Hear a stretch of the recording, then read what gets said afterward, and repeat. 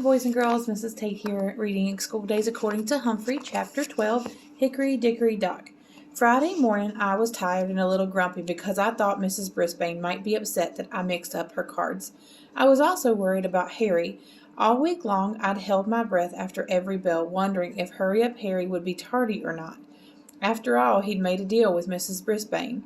He did unsqueakably well at keeping his end of the bargain, but on Thursday he had been late to school because his mom couldn't find her car keys. They were under the kitchen table. I wasn't sure whether he'd broken his end of the deal or not, so I didn't know where I'd be spending the weekend. But I forgot about everything else when Mrs. Brisbane said, "Boys and girls, I'm now going to announce your new classroom jobs." She explained Brisbane's buddies and how the students would work in pairs. Then she described each job. Finally, she began to read off the names of the students who would take care of each job. For homework collectors, Rosie and Phoebe. Mrs. Brisbane looked surprised, and I knew why. The night before, I'd moved Phoebe to the homework job. Helpful Holly raised her hand. "Don't you think I should do the job with Rosie?" "No," Mrs. Brisbane said. "I have another job for you. Holly, just keep listening." Holly looked disappointed, but Mrs. Brisbane continued. "Animal handlers will be Joey and Kelsey." Again, Mrs. Brisbane looked surprised. I just hoped that Be Careful Kelsey would be better at taking care of animals than she was at taking care of herself. Joey and Kelsey both looked thrilled. "It really is the best job," I squeaked to Og. "Boing, boing," he agreed. "Door and line monitors will be—" Mrs. Brisbane paused. She obviously knew these weren't the names she'd chosen, but she read them anyway. Harry and Simon. I thought that pairing Hurry Up Harry with Slow Down Simon was a brilliant idea. At least I'd hope so. Mrs. Brisbane kept going. I thought she'd ignore my next idea, but when she read the names, she actually looked pleased. Bulletin board designers Paul G. and Paul F. The two Pauls did not look thrilled, but I crossed my toes and hoped my idea would work. When she got to the very end of the list, there were just two people left. These jobs just had one person, she said. "Thomas, you'll be the classroom reporter. That means you have to record what we do every day in a class log," she explained. "What we study, who participates, and even what the temperature is. No exaggeration, okay?" "Okay," Thomas said as he gave her a thumbs up. "Holly, you will be the teacher's assistant. That means when I need anything done, from taking a note to the office to answering the phone or cleaning the board, I will ask you. Do you think you can handle that?" Helpful Holly did. Near the end of the day, Mrs. Brisbane made another announcement. Hurry Up Harry would be taking me home for the weekend. "Yes," Harry shouted, "this is my lucky day. I hope it was my lucky day, too. I was tired from all that late night work rearranging the cards, but a classroom hamster sometimes works around the clock. And I was anxious to get Hurry Up Harry's house and meet his family. I had to wait a while, though, because Harry's mom was unsqueakably late in picking up from the school. Yep, I had my work cut out for me, again. Harry's mom was nice, nice, nice. So was his little sister Susie. I wasn't surprised. After all, Harry was nice, nice, nice. He was also often late, late, late, and I wanted to find out why. I got all settled on the coffee table in the Ito family living room. "Nice mouthy," Susie said as she leaned close to my cage. "Nice hamster," I politely corrected her. "Mouth," she said, twirling in circles around my cage until I felt slightly dizzy. "He's a hamster," Harry corrected her. "Thank goodness." Susie twirled around again, but this time she said, "Hamster." At least that was a little closer than mouth. Usually when I go home with a student, I am placed on a desk or a table, admired and played with, and then the family has dinner. At Harry's house, I was placed on a table, admired, and then played with, but dinner was a long way off. I can't say the Ito family didn't have a clock. They had a large gold one in the living room on the mantel above the fireplace directly opposite from my spot on the table. I saw the time change from 6 to 6:30 and from 6:30 to 7. Each time the clock reached the half-hour point, it chimed a lovely loud sound. Ding, ding, ding, ding. "Mommy, I'm hungry," Susie said. She stopped twirling and plopped down on the sofa. "Sorry, honey," Harry's mom said. "I was hoping we'd all get to eat together, but I'll go ahead and give you some pasta." "Pasta, pasta, pasta," Susie said. Jumping up and twirling around my cage again, Harry decided to wait to eat until his dad came home, which was around 8:30. "Sorry," Mr. Ido said, giving Harry's mom a kiss, which was unsqueakably nice. "I was clearing up some paperwork and I lost track of time," he said. The Idos lost track of time a lot. Harry's mom said it was no problem, and it was 9 when she finally had the food ready. Susie had fallen asleep on the sofa, but the rest of the family ate together. After dinner, Harry's mom took Susie up to bed, and Harry and his dad came into the living room.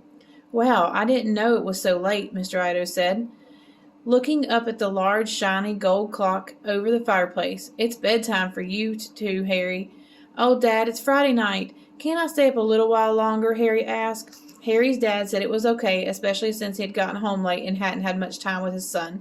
They started playing a game together. I decided to entertain them with some hamster acrobatics. I leaped around on my tree branch, then hopped on my wheel and started spinning faster and faster. "Go, Humphrey, go," Harry said, and pretty soon he and his father forgot about their game and watched me. "Tomorrow we'll put him in his hamster ball," Harry told his dad. When Harry's mom came back downstairs, I started my act all over again. I was already tired from the night before, but a hamster's job is never done. Mrs. Ido glanced at the clock. "Harry has a soccer game in the morning," she said with a yawn. "We'd better get to bed." Mr. Ido looked at the clock too. "My watch is a little slow," he said, resetting it. "Are you sure the clock is right?" his wife asked. "Very sure. It may be an antique, but it keeps perfect time," Mr. Ido answered. Mr. Ido nodded, then adjusted her watch too. After Harry and his parents had gone to bed, I was happy to settle in for a nice snooze myself. Like the Idos, I checked the clock. It was 11. The next morning, I sat in my cage in the living room and watched the Idos in action. There was the usual morning commotion of people getting up, eating breakfast, listening to the news. Harry came into the living room to see me. "Hi, Humphrey. Did you have a good sleep? Do you like my house?" he asked. I was about to say yes when Mrs. Ido rushed into the living room looking frantic. "Harry, you've got to get dressed. The game is at 9, she said. It was only 15 minutes before 9, and Mrs. Ido was still in her robe. "What time's the game?" Mr. Ido asked, wandering in the living room, still in his robe too. 9, Mrs. Ido told him as she headed for the stairs. Mr. Ido was right behind her. Harry came back down in the soccer uniform at 5 minutes before 9. I crossed my toes and hoped that the soccer field was close to the house. Finally, Mr. and Mrs. Ido came back from the living room, both dressed. "Where's Susie?" Mr. Ido asked. Mrs. Ido ran back up the steps. "I'll get her dressed. Meet you in the car." Mr. Ido looked at the clock and shook his head. It was 1 minute before 9. "Okay," he said, "but we're going to be late." The last Ido finally left the house at 3 minutes past 9. They were definitely late, as usual. I was exhausted from watching the family run around like that, but I realized that this was probably what went on in the Ido house every day that Harry was late to school. Mr. and Mrs. Ido were grown-up human beings and seemed quite smart. How could a small hamster help them change their ways? I thought about the problem all day, between naps in my cage. Then an idea began to shape in my brain. The Idos weren't very good at keeping track of time, but when they did, they seemed to check that clock on the mantel. I couldn't change the Idos, but maybe I could change the clock they trusted. As I stared at the clock a long time, a little rhyme rolled around in my brain. "Hickory dickory dock, the mouse ran up the clock." Susie had called me a mouse. At least I think that's what she meant by mouth. And hamsters are a lot like mice, according to Aldo. We're both rodents. So if a mouse could go up the clock, I guess a clever hamster like me could too, as long as I had a plan. I rested some more while the Idos were gone, knowing I had a busy night ahead of me. Once the family was back from the game, Harry's team won, yay, I learned that the Idos were really fun as long as they didn't have to worry about time. Harry showed Susie some of his soccer moves in the backyard. Then they all went out for a while and came back with lots of yummy food. Later, Mr. and Mrs. Ido cooked the big dinner and Harry and Susie helped, and they gave me carrots. After dinner, they all went downstairs to the basement and Harry brought me along. I was glad he did, because I got to sit in my cage and watch the family play table tennis. They didn't play tennis with a table. They played it on a table, using a small bouncy ball and paddles. Susie was too young to play, but they gave her a paddle and let her try. Harry and his parents were very good at hitting the ball back and forth across the table with a little net going down the center. The game was quite exciting, and my neck got tired from turning my head back and forth to follow the ball in its travels. "Hey, maybe Humphrey would like to play," Harry said. I shivered and quivered a little bit, worried that the Idos were going to bat me back and forth with paddles, but Harry had a better idea. First, he put blankets all around the edges of the table so I wouldn't roll off. Then he placed me inside my hamster ball and set it on the table. "Go for it, Humphrey," he said. The Idos all leaned in and watched as I rolled my ball across the table toward the net. I was able to pick up quite a bit of speed. As I hit the net, I bounced off, just like the little white ball. "Score one for Humphrey," said Harry. "Let's give him a point every time he bounces off the net." I don't mean to brag, but I scored 10 points before Harry's mom said she was tired and needed to go to bed. She was tired. What about me? But I still had lots of work to do. Once I was alone in the living room and the house was completely quiet, I opened the lock that doesn't lock and slid down the leg of the coffee table. The moon shone through the big double doors, and I could see that there was a set of metal shelves next to the fireplace. The shelves were spaced close together, which was a lucky break for me because I could easily climb up and hop onto the mantel. I haven't had any experience with clocks, but I hoped that I could figure out how this one worked. It was an old-fashioned clock with numbers and hands, not the kind with lighted numbers. The time was exactly 11:25. There was no way to set the time on the front of the clock, so I moved around the back. There was a knob there, which I figured must be for setting the time. I reached up and tried to turn the knob to the right. The thing didn't budge. My plan wasn't going to work. I sat back down on the mantel and rested. "Wait a minute, Humphrey," I squeaked softly to myself. "You turned off rockin' key. Surely you can turn the little knob." I felt very determined as I leaped up and grabbed onto the top of the knob with all my might. I don't weigh much, but I hoped that if I could hang on long enough, I'd be heavy enough to move the knob. I shimmied my body over to the right and tried to yank the knob down. Oof! The knob budged a little bit. Ding, ding, ding, ding. Suddenly, the chimes rang out. I dropped back to the mantel. Ding, ding, ding, ding. The chimes were so loud, it felt as if they were ringing my brain. It was enough to give me a huge hamster headache. Still, I had a plan, and nothing was going to stop me. The ringing stopped, so I leaped up again, hung on for dear life, and the knob moved a little more. I let go, then scurried up around the front, checked the time, and returned to the back to move the knob again and again. My paws were aching. When I went around to check the front of the clock again, I saw that I had set the clock ahead 5 minutes. I was afraid to set it too far ahead, then the Idos might catch on. But maybe 5 minutes would make a difference.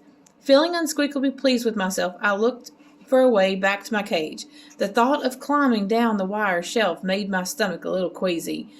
But on the other side, there was a window with curtains and a long cord hanging down. Perfect! I grabbed onto the cord and began to slide. Eek! I hadn't realized this cord would be so slippery. I slipped way faster than when I slid down the cord to the blinds in room 26. The room was a blur as I zoomed down to the floor, which I hit a little harder than I would have liked. Once I recovered, I looked up and at the clock. It was 11:45 by then, of course. I knew that it was really only 11:40. I'm so glad I know how to tell time. I had another lucky break when I got back to the coffee table. There was a footstool next to it, and I climbed up easily and hopped back on the table and into my cage. I was never so happy to crawl into my sleeping hut as I was that night. And to think at that moment, Og was alone in room 26, just swimming around in his tank. The next morning I was a little sore, but anxious to see if all my hard work would pay off. It was a little later in the morning when again there was a lot of running back and forth through the living room around 9:45. "We'll be late to church," Mrs. Ido said, walking into the room in her robe. "I'm all set," Mr. Ido answered. He strolled in, completely dressed for the day. "You make sure the kids are ready," his wife said. "I'll get dressed." Mr. Ido disappeared, and I could hear footsteps upstairs as the whole family hurried around. They finally reappeared in the living room again, dressed for church. "Oh no, we're going to be late again," Mrs. Ido said, looking at the clock. Only 5 minutes late, her husband said. Let's go. When they left, I looked up at the clock, and it was 5 minutes to 10. But I knew it was really 10 minutes to 10. The Idos would probably make it to church on time. Barely. The rest of the day was quiet, quiet, quiet. I was dozing when Harry came and picked up my cage. Come on, Humphrey, he said. You can help me with my homework. Eek, I squeaked. I wasn't upset about the homework. I was upset because I didn't want to end up in Harry's room for the night. I already had a plan to give the Idos a little more help. Thank goodness when Harry was finished, he carried my cage back downstairs to the table in the living room. My plan was safe. When the house was quiet that night after the clock chimed 11, I opened the door to my cage, took a deep breath, and once again headed up the wire shelves to the mantel. With great effort, I turned the clock forward another 5 minutes. That would give the Idos an extra 10 minutes in the morning. Hopefully, the next morning, I wouldn't be tardy, and neither would Harry.